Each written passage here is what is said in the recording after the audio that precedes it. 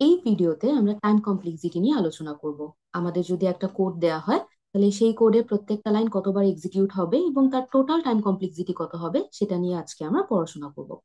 তো প্রথমে আমরা যেটা দেখব টাইম কমপ্লেক্সিটির মধ্যে, সেটা হচ্ছে এক্সাক্ট কস্ট অ্যানালাইসিস। অর্থাৎ আমাদের যদি একটা কোড দেয়া থাকে, সেই কোডের প্রত্যেকটা লাইন এক্স্যাক্টলি কতবার এক্সিকিউট হবে আমরা সেটাই বের করব। তাহলে চলো আমরা কিছু এক্সাম্পল দিয়ে প্র্যাকটিস করি। তো প্রথমে এই কোডটা দেখো, যে আমাদের কোয়েশ্চেনটা কি, find the exact cost of the following code. আমাদের এরকম একটা কোড দেয়া আছে, এখন আমাদের কাজ হবে প্রত্যেকটা লাইন এক্স্যাক্টলি কতবার এক্সিকিউট হবে সেটা বের করা। তাহলে আমরা চলো বের করি, যে এখানে আগে আমরা কোডটা অ্যানালাইসিস করে নিই। এখানে আমাদের একটা ফর লুপ আছে। ফর লুপে আই 1 থেকে এন পর্যন্ত যাবে, প্রত্যেকবার 1 করে ইনক্রিমেন্ট হচ্ছে, এবং যতবার এই ফর লুপের কন্ডিশন ট্রু হবে ততবার ভেতরে গিয়ে হ্যালো প্রিন্ট করবে। এখন আমাদের কাজ হচ্ছে যে এই দুইটা লাইন, 1 নম্বর এবং 2 নম্বর লাইন, প্রত্যেকটা লাইন এক্স্যাক্টলি কতবার এক্সিকিউট হয় সেটা বের করা। তো এই জন্য আমরা একটু এসপিএল এর সিমুলেশনে চলে যাই, যে এই ধরনের কোড দেওয়া থাকলে আমরা কিভাবে আসলে সিমুলেট করে দেখতাম যে এন এর ভ্যালু কত এর জন্য প্রত্যেকটা লাইন কতবার এক্সিকিউট হচ্ছে। তা আমি একটু রাফ করে বের করি যে এই লাইনগুলো কতবার এক্সিকিউট হতে পারে এন এর ভ্যালুর উপর বেস করে। তো সিমুলেশনের জন্য আমি এন এর ভ্যালু ধরে নিলাম 3।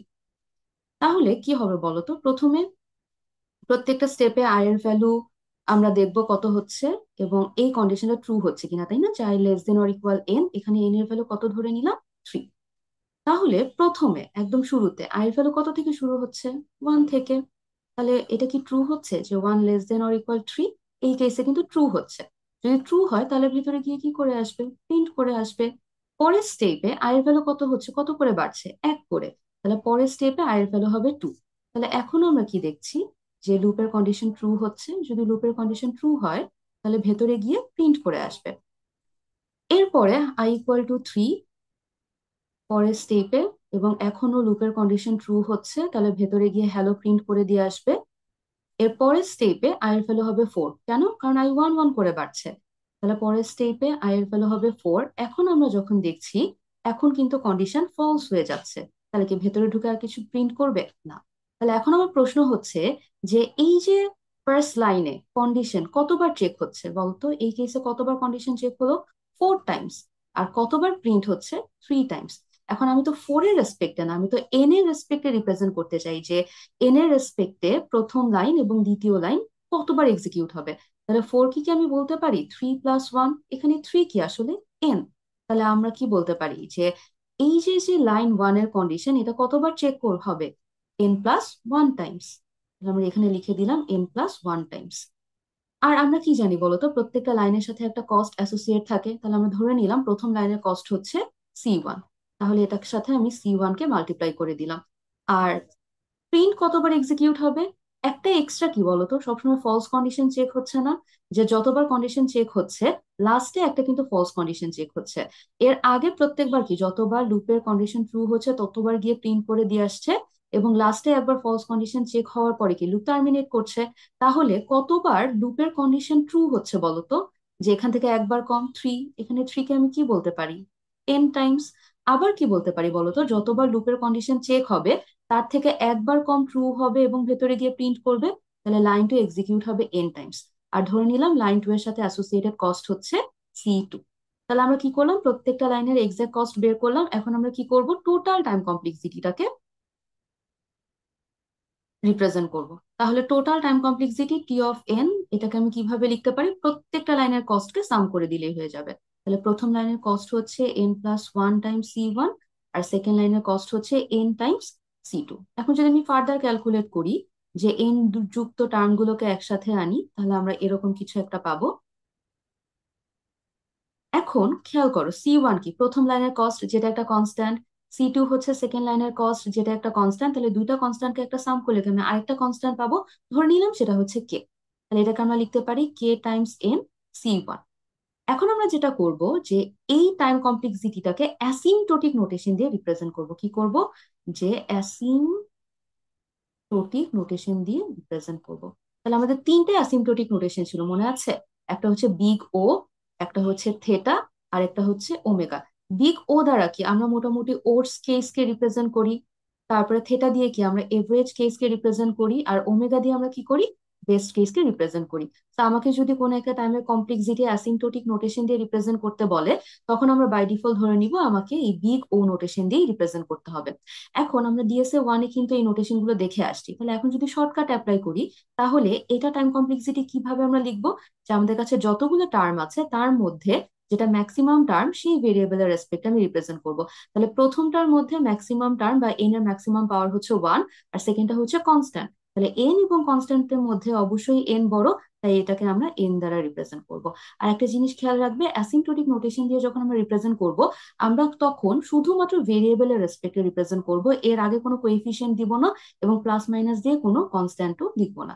তাহলে আমরা কি করলাম, যে আমাকে এই দুই লাইনের কস্ট অ্যানালাইসিস করতে বলেছে, আমরা প্রথমে প্রত্যেকটা লাইনের এক্সাক্ট কস্ট বের করলাম, তারপরে কি প্রত্যেকটা লাইনের কস্ট সাম করে টোটাল কস্টটা পেলাম, এবং ফাইনালি টোটাল টাইম কমপ্লেক্সিটিকে আমি অ্যাসিম্পটোটিক নোটেশন দিয়ে রিপ্রেজেন্ট করলাম। এবার আমরা সেকেন্ড এক্সাম্পলে চলে আসি। এখানে কি হচ্ছে, যে কোডটা প্রথমে এক লাইন নাম্বার দিয়ে দিই একটু, যে এক্স ইকুয়াল টু জিরো, প্রথমে এক্স ইকুয়াল টু জিরো দিয়ে ইনিশিয়ালাইজ করছে, তারপর একটা লুপ চলছে, আই ইকুয়াল টু জিরো থেকে এন পর্যন্ত যাচ্ছে, প্রত্যেকবার দুই করে ইনক্রিমেন্ট হচ্ছে, আর লুপের ভেতরে এক্স এর ভ্যালু ওয়ান করে বাড়াচ্ছে। এখন আমরা এই কোডটা অ্যানালাইসিস করব। আগের কোডটা মোটামুটি একটু সহজ ছিল, যে প্রত্যেকটা স্টেপে আই এর ভ্যালু এক করে বাড়ছে, আই ওয়ান থেকে এন পর্যন্ত যাচ্ছে, তাই ইজিলি হয়তো আমরা ক্যালকুলেট করতে পেরেছি। কিন্তু এখানে জিনিসটা কিন্তু এতটা ইজিয়ার হবে না।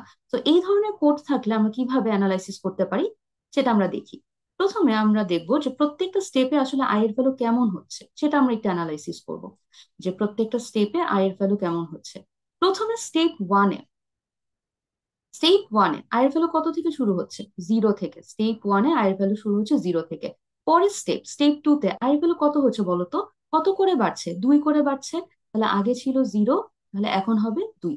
এরপরে স্টেপ 3 নম্বর স্টেপে কি হবে? আগের থেকে আবার দুই করে বাড়বে, তাহলে আগে ছিল দুই, এখন হয়ে যাবে ফোর। তারপরে স্টেপে কত হবে? সিক্স।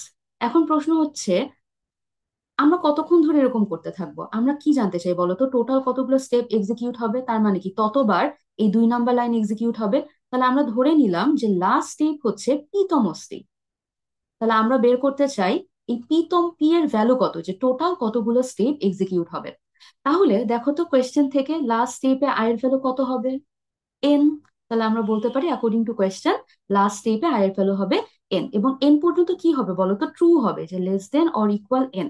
তাহলে এন পর্যন্ত ট্রু হবে। আমরা ধরে নিলাম লাস্ট স্টেপ পি, এবং তম স্টেপে আয়ের ভ্যালু হবে এন, এবং এন এর জন্য ট্রু হবে। এখন আমরা কাজ কি বলতো? পি এর ভ্যালু বের করা। এখন আমরা যে কাজটা করব, যে স্টেপের সাথে আয়ের ভ্যালুর একটা রিলেশনশিপ স্টাবলিশ করব, একটা প্যাটার্ন ফাইন্ড করব।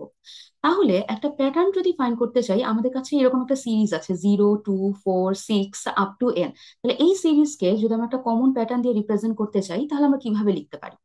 এখানে দেখো প্রত্যেকবার প্লাস টু করে বাড়ছে, তাহলে আমরা বলতে পারি এটা টু এর গুণিতক হবে, টু এর মাল্টিপল হবে। এটা আমি মোটামুটি গ্যারান্টি দিয়ে বলতে পারি, কারণ প্রত্যেকবার প্লাস টু করে বাড়ছে, যা আগেরটা থেকে তার ভ্যালু টু টু করে ইনক্রিজ হচ্ছে।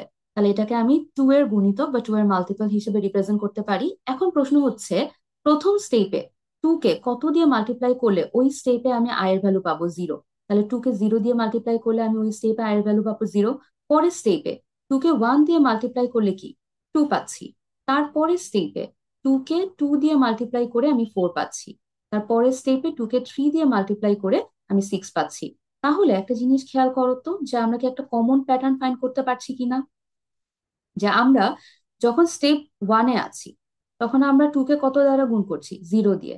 যখন আমি স্টেপ টু তে আছি, টু কে কত দ্বারা গুণ করছি? ওয়ান দিয়ে। যখন স্টেপ থ্রিতে, তখন টু দিয়ে। আর যখন স্টেপ ফোরে, তখন আমি টু কে থ্রি দ্বারা মাল্টিপ্লাই করছি। তাহলে প্রথমে তো আমি ফাইন্ড করলাম যে যেহেতু আই প্লাস ইকুয়াল টু করে বাড়ছে, তাহলে এটা দুইয়ের গুণিতকই হবে।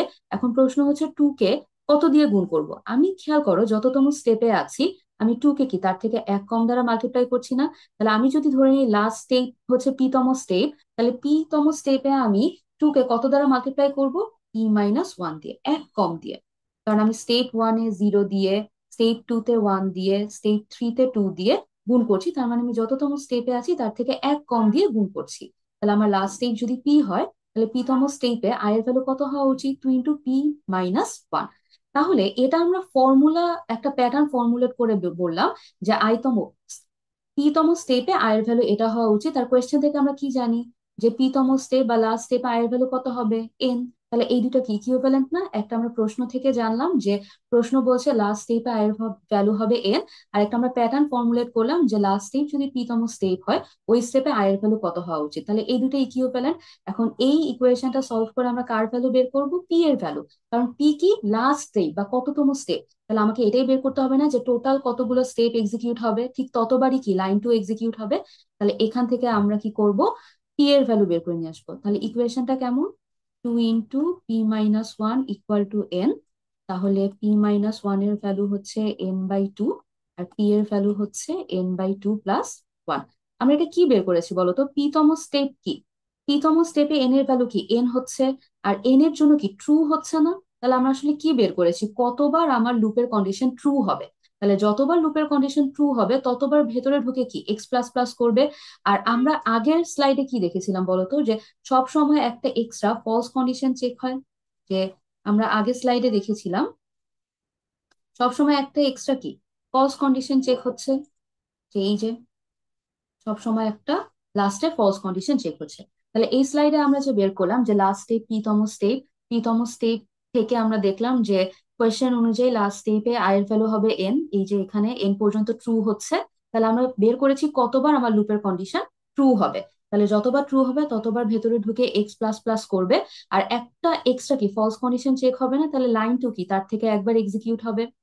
ওকে, তাহলে আমরা ক্যালকুলেশন যেহেতু করে ফেলেছি, তাহলে এবার আমরা প্রত্যেকটা লাইনের এক্সাক্ট কস্ট বের করি।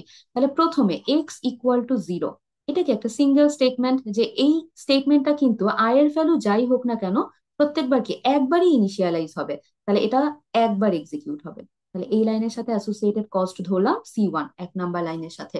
তারপরে এই লাইনে টাইম কমপ্লেক্সিটি কি বের করেছি, যে আমরা ধরে নিয়েছি টোটাল পিটা স্টেট, আর পি এর ভ্যালু হচ্ছে এতবার ট্রু হবে, তাহলে আরেকটা কি এক্সট্রা ফলস কন্ডিশন চেক হবে না। তাহলে লাইন টু এক্সিকিউট হবে n/2 + 2 Times. R line to এর সাথে অ্যাসোসিয়েটেড কস্ট ধরে নিলাম C2। আর থার্ড নাম্বার লাইন কি, যতবার ট্রু হবে, এই যে এতবার ট্রু হবে এতবার কি ভেতরে ঢুকে এক্স এর ভ্যালু ইনক্রিমেন্ট করে দিয়ে আসবে। তাহলে লাইন 3 এক্সিকিউট হবে n+2 + 1, এবং লাইন 3 এর কস্ট ধরে নিলাম C3।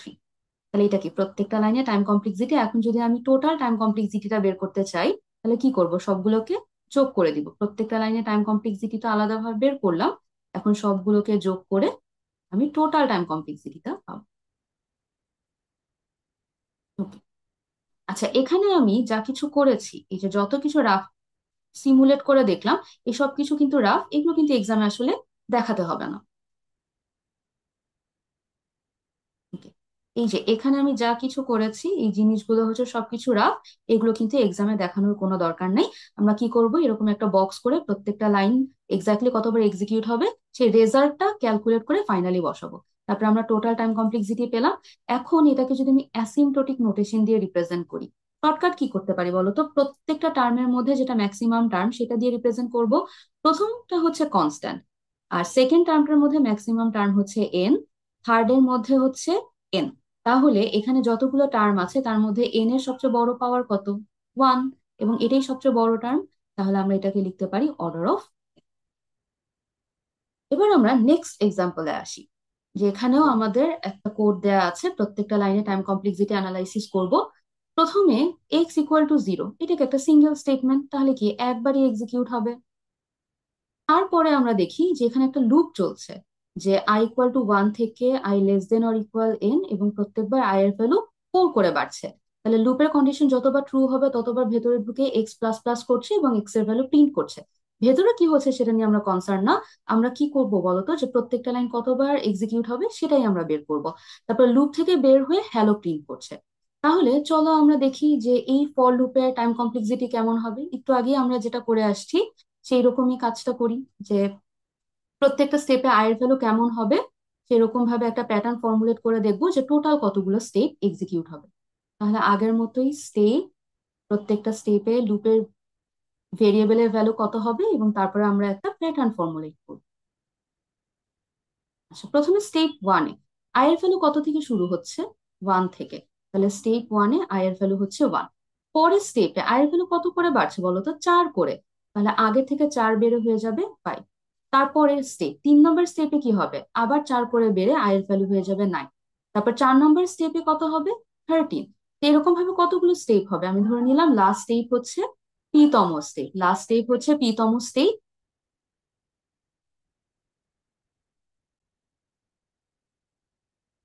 আচ্ছা, তো আমরা ধরে নিলাম লাস্ট স্টেপ হচ্ছে p তম স্টেপ, তাহলে p তম স্টেপ বা লাস্ট স্টেপ আসলে আয়ের ভ্যালু কত হচ্ছে?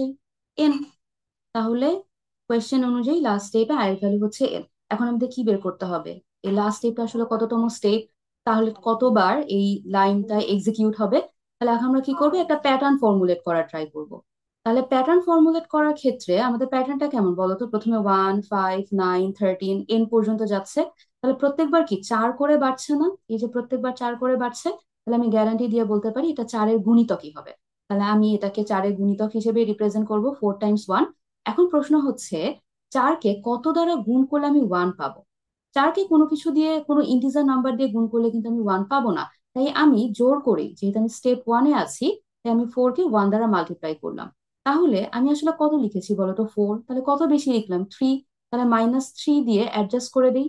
তাহলে প্রথমবার যদি আমি অ্যাডজাস্ট করি, বাকিগুলো বাই ডিফল্ট অ্যাডজাস্ট হয়ে যাবে। তাহলে আমি কি করলাম, যে আমি দেখলাম যে প্রত্যেকবার আয়ের ভ্যালু 4 করে বাড়ছে, তাহলে আমি গ্যারান্টি দিয়ে বলতে পারি এটা 4-এর গুণিতকই হবে।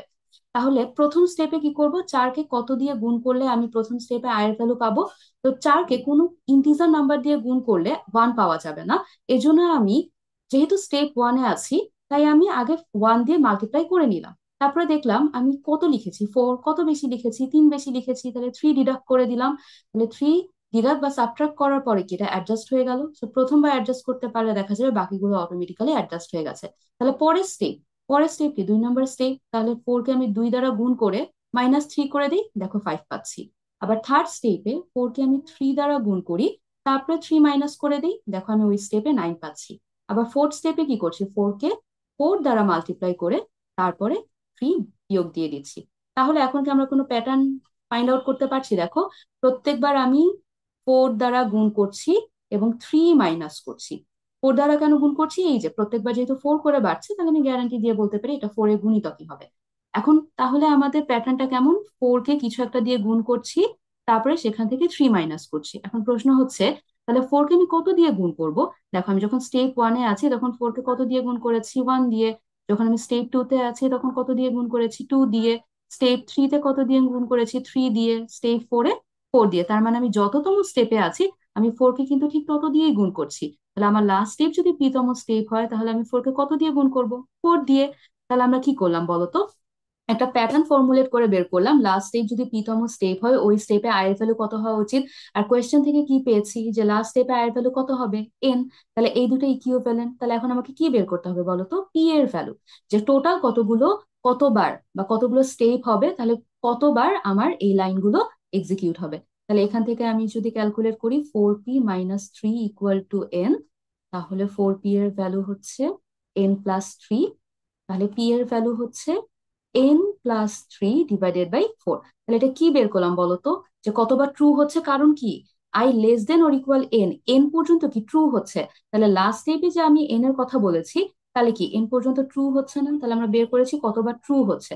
তাহলে যতবার ট্রু হবে ততবার কি ভেতরে গিয়ে প্রিন্ট করে আসবে। তাহলে এই দুইটা লাইনের টাইম কমপ্লেক্সিটি কি? এই দুইটা লাইন লুপের ভেতরে আছে, যতবার লুপ ট্রু হবে ততবারই কি লুপের ভেতরে ঢুকে এই দুইটা লাইন এক্সিকিউট করবে। তাহলে আমরা বের করেছি যে লুপ কতবার ট্রু হবে, n+3/4। n+3/4, এই দুইটা লাইন n+3/4 টাইমস এক্সিকিউট হবে।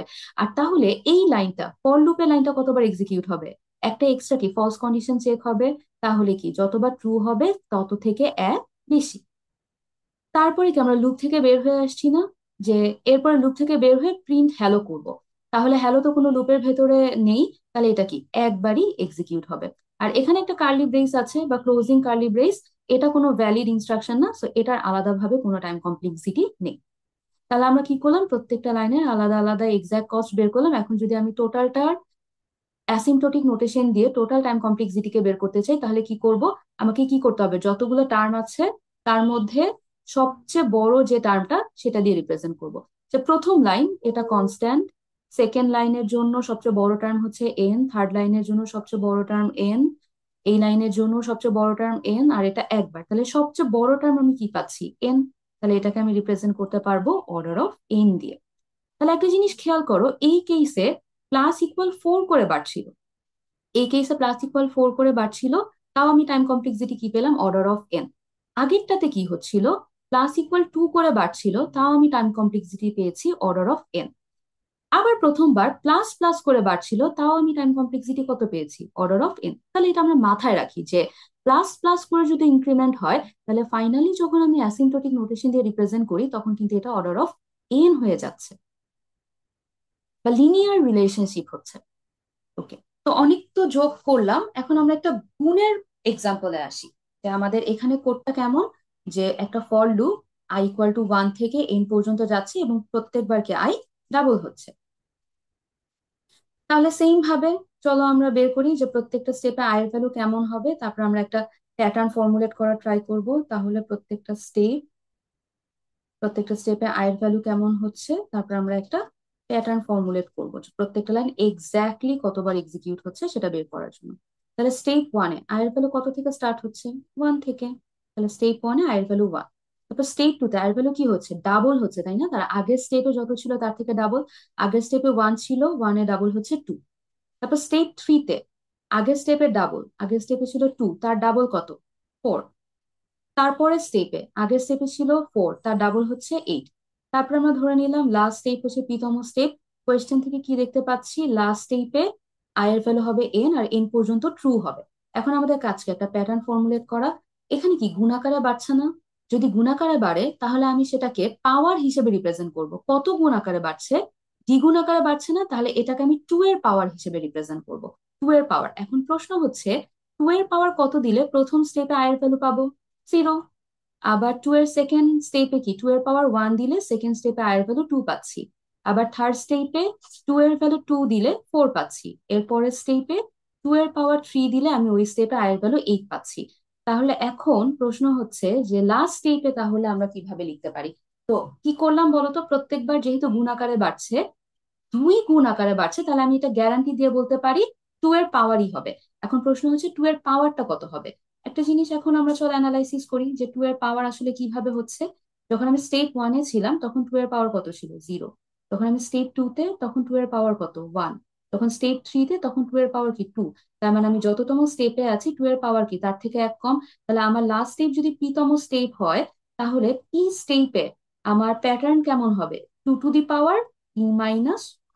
এখন কি এটা আমি প্যাটার্ন ফর্মুলেট করে বের করলাম যে লাস্ট স্টেপ যদি p-তম স্টেপ হয়, ওই স্টেপে আয়ের ভ্যালু হওয়া উচিত 2 to the power p-1। R question থেকে কি দেখেছি যে লাস্ট স্টেপে আয়ের ভ্যালু হচ্ছে n। তাহলে এখন আমরা কি করব, এই 2 to the power p-1 equal to n K solve করে আমাকে কাকে বের করতে হবে, p বের করতে হবে। এখন p কি 2 এর পাওয়ার হিসেবে আছে, তাহলে এটাকে যদি আমি কম্পিউট করতে চাই তাহলে আমাকে কি করতে হবে, লগ নিয়ে আসতে হবে। তাহলে কত বেস লগ নিব, 2 বেস লগ। তাহলে বোথ সাইডে আমাকে 2 বেস লগ নিতে হবে, কারণ এখানে বেস কত, 2। তাই যেহেতু 2 পাওয়ার হিসেবে আছে, যে 2 এর ভ্যালু কম্পিউট করার জন্য আমাকে বোথ সাইডে লগ নিতে হবে। কত বেস লগ নিব, যেহেতু এখানে 2 এর পাওয়ার হিসেবে আছে, তাহলে 2 বেস লগ। তাহলে লেফট সাইডে আছে 2 to the power p-1, R right সাইডে আছে n। তাহলে আমরা কি দেখছি যে বেস এবং আর্গুমেন্ট যদি সেম হয়ে যায় তাহলে সেটা 1 হবে, আর p-1 কি কোএফিসিয়েন্ট হিসেবে সামনে চলে আসবে, তখন এটাকে আমরা লিখতে পারি p-1। তাহলে p-1 হচ্ছে log 2n। তাহলে p এর ভ্যালু কত, log 2n+1। তাহলে আমরা কি বের করলাম, p মানে কি, এই যে লাস্ট স্টেপ, তাই না? লাস্ট স্টেপে আই এর ভ্যালু হবে n। তাহলে n পর্যন্ত কি ট্রু হচ্ছে, তাহলে আমরা বের করেছি যে লুপের কন্ডিশন কতবার ট্রু হচ্ছে। তাহলে যতবার লুপের কন্ডিশন ট্রু হবে ততবার কি ভেতরে ঢুকে প্রিন্ট করে দিয়ে আসবে। তাহলে প্রিন্টের লাইনটা কতবার প্রিন্ট হবে, কতবার এক্সিকিউট হবে, log 2n+1। আর এই ফর লুপের কন্ডিশনটা কতবার এক্সিকিউট হবে, যতবার ট্রু হবে তার থেকে কি একটা এক্সট্রা ফলস কন্ডিশন হবে না, চেক করবে না? তাহলে তার থেকে এক বেশি, log 2 বেস n+। তাহলে এটাকে প্রত্যেকটা লাইনের জন্য টাইম কমপ্লেক্সিটি বের করলাম। এখন যদি আমি অ্যাসিম্পটোটিক নোটেশন দিয়ে রিপ্রেজেন্ট করি, প্রথমটাতেও বড় টার্ম হচ্ছে log n, সেকেন্ডটাতেও বড় টার্ম হচ্ছে log n, তাহলে টোটাল টাইম কমপ্লেক্সিটি হবে log 2 বেস n। ওকে, এতক্ষণ পর্যন্ত আমরা তো সিঙ্গেল লুপ দেখে আসছি, এবার আমরা একটা নেস্টেড লুপ দেখি যে নেস্টেড লুপের ক্ষেত্রে কিভাবে আমাদের কোডটা কাজ করবে। তাহলে আমরা খেয়াল করো যে আমাদের যদি আমরা কোডটা দেখি যে আউটার লুপ সেটা 0 থেকে n পর্যন্ত যাচ্ছে, এবং যতবার আউটার লুপ ট্রু হবে ভেতরে ঢুকে কি এই ইনার লুপটা এক্সিকিউট করবে। ইনার লুপ আবার কি হচ্ছে, 0 থেকে m পর্যন্ত যাচ্ছে, প্রত্যেকবার 1 1 করে ইনক্রিমেন্ট হচ্ছে, যতবার ট্রু হচ্ছে ভেতরে ঢুকে প্রিন্ট করছে। এই ধরনের কোড কিভাবে কাজ করে সেটা কি তোমাদের মনে আছে? যে প্রথমে i = 0, এটা ট্রু যদি হয়, আচ্ছা আমরা একটু সিমুলেট করে দেখি যে এন এবং এম এর কিছু ভ্যালু এর জন্য। মনে করো এন এর ভ্যালু ধরলাম হচ্ছে আমরা 4, আর এম এর ভ্যালু ধরলাম হচ্ছে 2। তাহলে কি হবে, প্রথমে i = 0 আউটার লুপের জন্য, হ্যাঁ এটা 4, এখানে এন এর ভ্যালু 4 ধরে নিলাম, ট্রু হচ্ছে। তাহলে ভেতরে ঢুকে কি করবে, এই নেস্টেড লুপটা এক্সিকিউট করবে না? তাহলে নেস্টেড লুপে যে শুরু হচ্ছে 0 থেকে, 0 < কিনা, এম এর ভ্যালু ধরলাম 2, হ্যাঁ এটা ট্রু হচ্ছে, যদি ট্রু হয় তাহলে ভেতরে ঢুকে কি করবে, প্রিন্ট করে আসবে। এরপরে কি, জে এর ভ্যালু কত হবে, যে কত করে বাড়ছে, 1 করে, তাহলে এরপরের স্টেপে জে এর ভ্যালু হবে 1। এখনো নেস্টেড লুপের কন্ডিশন ট্রু হচ্ছে, তাহলে ভেতরে ঢুকে কি করবে, প্রিন্ট করে দিয়ে আসবে। এর পরের স্টেপে জে এর ভ্যালু আবার 1 বেড়ে হয়ে যাবে 2। তাহলে এখন কি হচ্ছে, এখনো কি কন্ডিশন ট্রু হচ্ছে। যদি কন্ডিশন ট্রু হয় তাহলে আবার কি হবে বলতো, ভেতরে ঢুকে প্রিন্ট করে দিয়ে আসবে। এর পরের স্টেপে জে এর ভ্যালু কত হবে, 3। কিন্তু এখন কি হচ্ছে বলতো, কন্ডিশন ফলস হচ্ছে না, তাহলে কি ভেতরে ঢুকে আর প্রিন্ট করবে না। তারপরে কি করবে, যে যেহেতু ভেতরে ইনার লুপের কাজ শেষ, আবার কি সে আউটার লুপে ব্যাক করবে না? তাহলে আউটার লুপে যখন ব্যাক করবে, এবার আই এর ভ্যালু কত হবে, আই এর ভ্যালু কত করে বাড়ছে, 1 করে বাড়ছে। তাহলে আগের স্টেপে ছিল 0, এখন হয়ে যাবে 1। তাহলে এখনো কি আমার আউটার লুপের কন্ডিশন ট্রু হচ্ছে, এটা এখনো এন থেকে ছোট। তাহলে কি হবে, ভেতরে ঢুকে কি আবার যে 0 1 2 3 পর্যন্ত কি এক্সিকিউট করে আসবে না?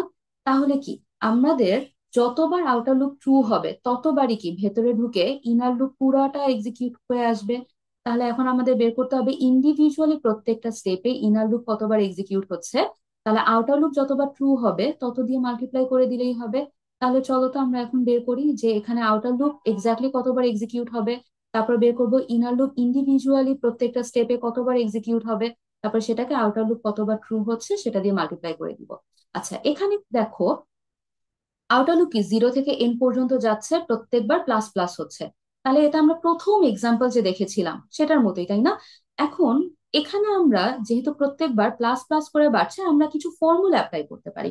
মনে করো তোমাকে বলো 2 থেকে 4 পর্যন্ত কয়টা নাম্বার আছে, তুমি কি এটা বের করতে পারবে? যে আমরা জানি 2 থেকে 4 পর্যন্ত কি 2 3 4, কয়টা নাম্বার আছে, 3টা নাম্বার আছে। এখন রেঞ্জটা যদি অনেক বড় হয় তাহলে কি আমাদের অনেক বেশি কাউন্ট করতে হবে, কিন্তু আমাদের একটা ফর্মুলা জানা আছে তাই না, যে এরকম একটা রেঞ্জের মধ্যে টোটাল কতগুলো নাম্বার আছে আমরা কিভাবে বের করতে পারি, যে আপার লিমিট মাইনাস লোয়ার লিমিট +1। তাহলে এটা ক্যালকুলেট করে কত পেলাম, 3। তাহলে এরকম যদি রেঞ্জটা 1 1 করে বাড়ে, তাহলে আমরা কি এই ধরনের ফর্মুলা অ্যাপ্লাই করে বের করতে পারি যে টোটাল কতগুলো নাম্বার ওই রেঞ্জে আছে। তাহলে এখানে আমার আউটার লুপ কত থেকে কত পর্যন্ত যাচ্ছে, 0 থেকে n পর্যন্ত কি ট্রু হচ্ছে। তাহলে 0 থেকে n পর্যন্ত রেঞ্জে কতগুলো নাম্বার আছে, আপার লিমিট মাইনাস লোয়ার লিমিট +1।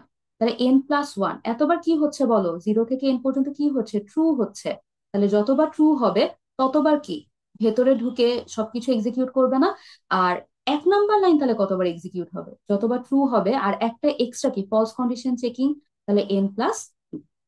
এবার আমরা বের করব যে ইনার লুপ ইন্ডিভিজুয়ালি কতবার এক্সিকিউট হবে। ইনার লুপ প্রত্যেকবার কি বলতো 0 থেকে m পর্যন্ত যাচ্ছে, তাহলে 0 থেকে m পর্যন্ত। তাহলে 0 থেকে m পর্যন্ত রেঞ্জটা কি হবে, আপার লিমিট মাইনাস লোয়ার লিমিট +1। তার মানে কি এতবার ট্রু হবে, যতবার ট্রু হবে ততবার ভেতরে ঢুকে কি প্রিন্ট করবে। আর এখানে কি একটা এক্সট্রা কন্ডিশন চেকিং হবে, ফলস কন্ডিশন চেকিং হবে। তাহলে নেস্টেড লুপে যে এর কন্ডিশন প্রত্যেকটা ইটারেশনে m+2, কারণ m+1 বার যদি ট্রু হয় তাহলে কন্ডিশন চেক করবে যে জে <= m কন্ডিশন চেক করবে প্রত্যেকটা স্টেপে m+2। আর যতবার আউটার লুপ ট্রু হবে ততবার কি এই নেস্টেড লুপ এক্সিকিউট হবে না। তাহলে আউটার লুপ যতবার ট্রু হচ্ছে তত দ্বারা মাল্টিপ্লাই করে দিলাম।